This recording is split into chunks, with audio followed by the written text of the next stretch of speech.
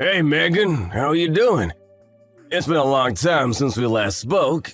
I was just wondering if you were well. Carl? Yeah, it really has been a long time. I'm fine. I'm doing much better without you. So, what do you want? You've got a lot of nerve talking to me after everything you did. It's already been months since you left, and you suddenly want to have a chat? Just to let you know, I'm not interested in catching up or making up with you. I just want to know how you've been recently, that's all. You don't have to be so defensive. You must be feeling lonely living all by yourself in that house without me, right? You can't have completely forgotten about me already. Lonely? That's a great joke. I stopped feeling lonely 3 seconds after you walked out the door. Honestly, I felt more angry and sad. But it's already been months. I'm not sad about you anymore. I'm disappointed and still angry enough to not want to have anything to do with you, but otherwise, I'm doing really well. I'm grateful to our lawyers that our divorce went so smoothly and that it was all over so quickly. Thanks to that, I didn't have to meet you in court as often as I expected. Alright, I'm kinda shocked. I thought that you would still feel something for me. I mean, it's only been 6 months, you know? You can't have gotten over me that quickly, can you? I kinda feel like we've really grown apart. I feel like there's a massive distance between us now. We used to be husband and wife, and we were in love, and we lived together, ate dinner together. But look at us now. We're so far apart. Huh? What's your point, Carl? I told you that I'm not interested in talking to you. That includes getting nostalgic about how things used to be. And what do you expect? I don't know where you're living right now, but of course we're far apart, physically and emotionally. We're divorced, and we're never going to see each other ever again. We're complete strangers now. You're no different to any stranger I pass on the street. The difference between you and a stranger is that I would rather have a conversation with any random person rather than speak with you. Megan, don't be so cold. You don't have to be so harsh towards me. I used to be your husband. The key words are used to be. That was until you won the lottery and suddenly started acting like you were better than me. Yeah, it was a lot of money, but I don't understand how you could have changed so much in just a matter of hours. You threw me away on the day you won that lottery, and you're telling me that I'm being cold? I don't have anything to say, and I have no intention of being kind to an idiot like you. Trust me, I feel really bad for what I did. I know I've been an idiot. That's why I messaged you today.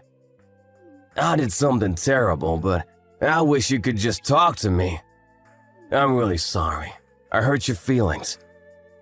I thought about what I did since then, and I've reflected on my actions. I regret ever doing something so stupid and impulsive. I should have been more rational when we were talking about the winnings, and shouldn't have reacted like that. No, I should have listened to what you said more carefully. You were being so reasonable about what to do with the money, and I wrecked our marriage because I was so selfish. I regret all of that and more. The fact that you're saying that now means you're in the situation I predicted you'd end up in all those months ago, right? I hate to rub it in, but I told you so. I can't believe it took you so long to realize how wrong you were. I could see it coming from a mile away, but I guess you just had to experience it firsthand. I know, I was stupid and I'm sorry. I finally realized that you warned me that this would happen for my sake. I was too blinded by the money to understand that you were only thinking of me. I wish I could go back in time and change everything, but I can't. I was so stupid and I regret it all. Yeah, you were so stupid. And horrible, too. I get that winning $3 million was a big deal. It's a lot of money, and it's not every day that such a large amount of money comes into hand. I think anyone would panic and get big ideas about how they want to spend their newfound fortune. I was pretty shocked too, and I won't lie, I thought about all the amazing things we could buy too. But the way you reacted was abnormal. Once you knew you had the winning ticket, nothing else mattered to you. You only cared about yourself and the money. I wasn't thinking straight. It was like I was in a dream state. I couldn't help myself. All I suggested was that we should be sensible with how we spend the money and save as much of it as possible for our future together. And keep some money aside in case we had children. I wasn't planning on taking anything from you, and I made no mention of spending it all by myself. But you started raving. Shouting at me that it was your money and that I wasn't allowed to touch a single cent. That it was for you to use the way you wanted to spend it. I never intended to take anything from you, but that's what you assumed. And suddenly, poof! Like magic, you were gone, along with the money. You didn't even answer my messages until you sent me the divorce papers. And even then, you only replied that you would give me alimony if I signed the papers. We had been together for 3 years, but all that went down the drain when you got that money and turned into a completely different man. For weeks, I wondered what those 3 years were, if they meant nothing to you. After I stopped being sad, I realized that I had already wasted 3 years, and that I shouldn't waste any more time trying to make sense of what you did. I know. I was completely at fault. But it was $3 million. Neither of us had even had a tenth of that amount in our banks at one time. You can imagine why I went so crazy, can't you? Yeah, it's a lot of money, but that doesn't excuse your behavior. You ranted at me that my parents might come and beg you for money because they're so poor and that you couldn't trust anyone anymore. You were insulting me and my family with every word you said. Because you had all this money, you had this ridiculous idea that you were better than all of us. I never knew you could be so hurtful and obnoxious, and I was shocked that you could change so easily because of some money. I don't know what got into me. I don't really know why I said any of that. Well, I didn't mean it, you know that, don't you? I regret everything I did and said after that. I wish I could take it all back. Really? It sounded like you meant it at the time. Don't try and run away from what you did. It's way too late for you to start begging me for forgiveness. I couldn't care any less about how guilty you feel. Your feeling bad isn't going to change anything. Anyway, what do you want? Let's get this over with. What are you talking about? There's a reason why you messaged me today, isn't there? I know you didn't just message me so that you could apologize. No, I really was worried about you. I wanted to show you that it changed and felt bad about what I did. I guess I also wanted to find out what you did with the money I gave you when we divorced. I was just curious about how you spent it, that's all. Money? That's what you're interested in? You're talking about the lump sum of money you gave me, right? You chose to give me that money instead of sending me regular payments of alimony because you didn't want to risk having to send me alimony payments for the rest of your life, if I remember correctly. Yeah, that money. I gave you $200,000, didn't I? Yeah, you did. What about it? What did you do with it? It's my money, so what does it matter what I did with it? I don't think it's any of your business how I spent it. It's not like you set any conditions for how I spend it when the amount was decided in court. Yeah, but it was my money to begin with. I think I have a right to know what you've done with it and decide what you do with it regardless of what was decided in court. And if you have any left, I was wondering if you could return it. Since you're so smart when it comes to money, I was hoping you still have a lot left. No way. You can't seriously be asking for it back. Of course I'm not giving it back.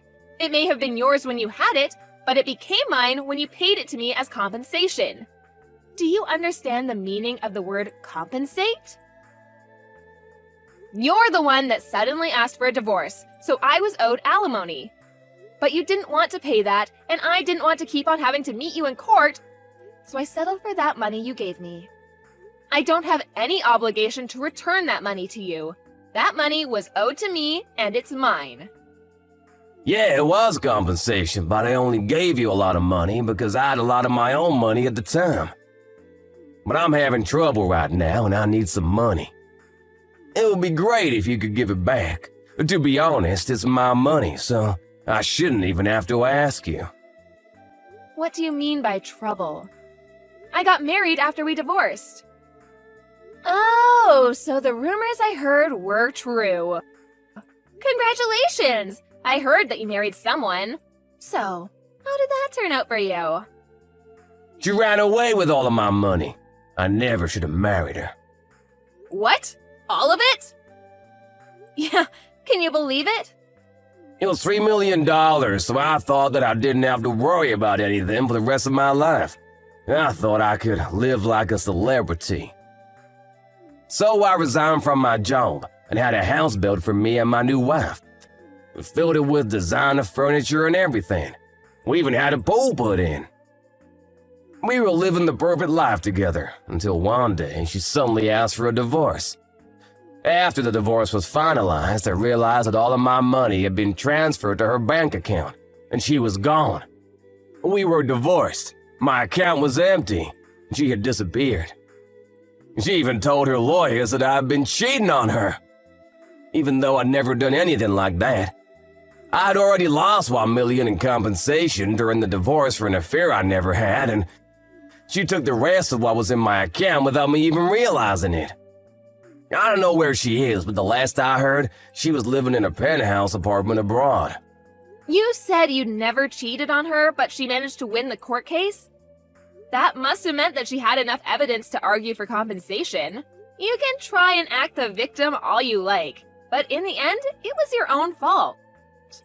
Your own irresponsible actions brought all this upon you. Yeah, fine. She got pictures of me with another woman.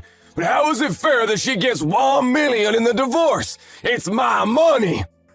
So you did cheat on her after all. You're a pathetic excuse for a husband. Yeah, alright. Say all you like. Anyway, that's not my point. I've explained why I need the money. Can you give me back the money I gave you? I need it right now. My ex-wife got the house in the divorce too, so I don't have anywhere to live. She's not even using it, she's abroad. But the woman put it out for sale. I was kicked out of my own house so that she could sell it and take more money from me. Megan, you're still living at the same place we lived in when we were married, right? Can we live together again? Excuse me? Are you asking if you can move in with me? Let's just forget about everything that happened in the past and live together. I want us to start over. I'll be a better husband this time. Even if we don't have the $3 million, I know that we can be happy together. I still love you. We can work through this together. I swear I'll make you happy this time. No way. You must be out of your mind. It's disgusting how you think you can slither your way back into my life again. We're over, and we're never getting back together. Ever. The divorce was finalized, and I'm free of you. I don't have anything else to say to you. Plus, I've already moved out of that house and sold it. I'm living somewhere else. Well, you moved out. Where are you living now? Are you still close by? I'm not giving you the details of where, but I'll tell you a bit about it. Thanks to the compensation I got from you, I was able to buy some pretty reasonable shares. I had to be patient, but it went really well. I managed to earn a profit from it. You bought shares? I never knew that you knew how to do that kind of stuff. Why didn't you tell me when I had the $3 million? We could have made an even bigger fortune. Don't be stupid, Carl. It was beginner's luck. And of course, I didn't put the entire $200,000 you gave me into buying shares. I invested a reasonable amount and got lucky. Once I made a decent profit, I backed out and put all the money I made into a savings account. Right now, I'm working full-time and using the money I've saved up to live a little more luxuriously. I buy organic and I spend money on the things I love and enjoy. But I still have money saved for a rainy day. Thanks to that, I was able to get a penthouse apartment in a really lovely area. It's not filled with designer furniture, so it might not be as fancy as the place you had, but it's home. I realized early on that it was dangerous to impulse buy when you have so much money at your fingertips, so I try and only buy what I need or really want. I'm doing really well at work too. So, everything's going perfectly. Smooth sailing. I was being serious when I said I was doing better without you. Honestly, I'm grateful that you won that lottery, and I'm glad you told me you wanted a divorce when you did. If you hadn't, I would have been stuck with you. You living in a penthouse apartment too? You're kidding! I never imagined that you would end up being so successful. It's only been 6 months since we divorced. But that's my money you're standing on. You and my other exes, you're both living in luxury thanks to me. It's money we were owed. I don't know what to say about that money she took from your account. Except maybe that it was just karma coming around to bite you in the ass. By the way, how much money do you have saved right now? About $200? You can't be serious. You're turning 36 this year, aren't you? You don't have a place to live, you're unemployed, and you only have $200 saved? I would sympathize, but I know that it's all your own fault. What are you planning to do from now on? I was just kicked out of my own house last week. I haven't been able to find a job yet. I thought that I could sell the house, but my other ex got it in the divorce, so I don't have anything worth selling. I already failed one job interview, and I didn't know what else to do, so I decided to message you, hoping that you could help me. What about your parents? Why don't you ask them to let you stay with them while you find a place of your own? And a job. Some idiots in my parents' neighborhood found out that I won $3 million and started harassing my parents. Most of it was really childish, you know, throwing toilet paper around, but they were getting death threats in the mail and stuff too. Some magazines were asking for interviews nonstop. My parents ended up moving away and they cut ties with me. I need your help, Megan. I don't have anyone else. You're the idiot, Carl. That's the main reason why I warned you about bragging about your win to everyone. Just because you won $3 million doesn't make you better than everyone else. I told you that you shouldn't get carried away, didn't I?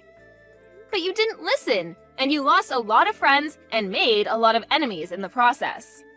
I know, I regret a lot of what I did. I regret not listening to you the most, because none of this would have happened if I just did as you said. That's why I want to get back together again. I need you to keep me in check. Sorry, Carl, but I'm not interested in being your babysitter. We're never getting back together. There's not even a 1% chance of it happening. Why not? I'm not asking you to be my babysitter. I want us to be husband and wife again. We didn't get divorced because we stopped loving each other. You still love me, don't you? We can get back together again. You must be joking. You're the only one that thinks we still have a chance. I don't know whether you do actually still have any feelings for me, or if you're just saying all this because you want money. But either way, it doesn't change how I feel about you. The second you said you wanted a divorce, I hated you from the bottom of my heart. You chose your money over me. You made that really clear during the divorce. Now, I'm indifferent. I couldn't care less about what happens to you. Don't say that. That hurts more than being told you hate me. Please, I'm begging you for help. Could you at least have some pity for me? I need your help. We used to be married, remember? We spent 3 years living in the same house. We can forget about everything and start new together. No thanks. You're the one that asked for a divorce despite the 3 years we spent together, so don't bring it up as a reason to get back together. Then could you at least lend me some money? That's all I asked for. You said you've got money saved up. You can spare some, can't you? You made that money because of the money I gave you. You owe me. Come on. I don't even have a place to live. I'm begging you, Megan. Help me out. I don't have anyone else to turn to. I don't have any obligation to help you. You won $3 million and you told me that you didn't trust me with your money, saying that I might waste it all on shopping sprees. Only God knows where you got the idea that I would do that. You said you wanted to spend it how you liked and demanded I sign the divorce papers. And you left, taking all your money with you. Well, I'm telling you now that I'm free to spend the money I have however I like, including the money I got as compensation. I don't have a single cent to give you. Then what am I supposed to do? The reason why you have so much money right now is because of the money I gave you. Don't you feel any gratitude towards me? You could at least give something back as thanks. It's not fair that you're living in a penthouse apartment and have money saved and still have a job. I don't have anything. How can I accept that? Why should I care whether you accept it or not? You were living in a house filled with designer items and lived the celebrity life for a few months, didn't you? I hear that your new wife was quite beautiful, too. You didn't have to work and spent your days relaxing, sleeping, and eating, I guess. Do you remember what you told me when you left me? You said that you were rich and that you deserved better than a boring old woman like me. Even though we're the same age. Even though you would be just as boring without that money. You said that you were going to find someone younger and prettier. Someone that would suit your newfound fortune. Did you think I would forget that you said that? I don't remember saying anything like that at all. But I'm sorry, I really am. I wasn't myself then. I didn't think that at all. I've never thought anything like that. You didn't think I was being serious, did you?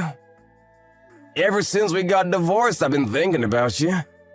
I just want to get back together. I realized after spending a few months living with my other wife that the only one for me was you. I need you, Megan. Really? You need me? Thanks. I'm so flattered. Is that all you have to say? I'm begging you here. Just listen to what I have to say, please. Can't you be a little interested just for a minute? I just need $1,000, that's all. I won't ask for any more than that. I'll pay you back. Megan, are you listening to me? If I have $1,000, I can buy lottery tickets again. I'll win a fortune, and I'll be able to give you all the money you want. You've got to be kidding. I guess it's true that money drives people crazy. You hear a lot in the news about how people spent their winnings on something ridiculous, but I think you've outdone all of them. I've never heard of anyone that had to beg their ex for money to bet their chances on a second win. If you think that's the way out of your problems, then there's no helping you. What do you mean there's no helping me? You can help me. I just need money. We can fix everything if we get back together and help each other through this. I want to start over with you. I love you. Don't you love me back? Don't you feel sorry for me? You don't love me. You just love that I have something you don't. My money. And I don't need anything to be fixed. My life is great as it is now. It's not perfect yet, but you're not the one that will make it perfect. You need to learn to fix your behavior and fix your problems yourself. Don't bother me anymore. I do love you. I only have you. Give me back my money. It's not yours. I made this money because of the decisions I made. You lost yours because of the decisions you didn't think through. Don't ever message or call me ever again. You asshole. Let me give you the same parting gift you gave me. I deserve better than a boring old man like you. I'm going to find someone that loves me and live happily ever after without you. I'll be blocking your number, so don't try and contact me. Goodbye! After that, Megan blocked Carl's number and blocked him on all of the social networking they were connected on. Megan was able to forget about Carl pretty easily and was enjoying her peaceful life without him. She was living her ideal life, focusing on her career and coming home to the apartment she had taken care to furnish with things she loved. Carl, however, had used up what remained of his savings and still couldn't pass an interview because of his obvious lack of work ethic. He didn't change his attitude and blamed the interviewers for not passing him. As a result, he started borrowing money from loan sharks. And with that money, he began gambling at his nearest casino. Of course, it wasn't that easy to make a fortune, and the gambling only made his debt bigger and bigger. He was digging his own grave, but he still didn't change his attitude. After realizing how big his debt had gotten, he became desperate. But instead of trying for another job interview, he tried to steal money from a convenience store and was caught by the police. Megan found out about Carl's arrest on the morning news, but was too indifferent to care. She only remarked that money really does drive people crazy, and went on about her day as she usually would. Carl was just another stranger to her now.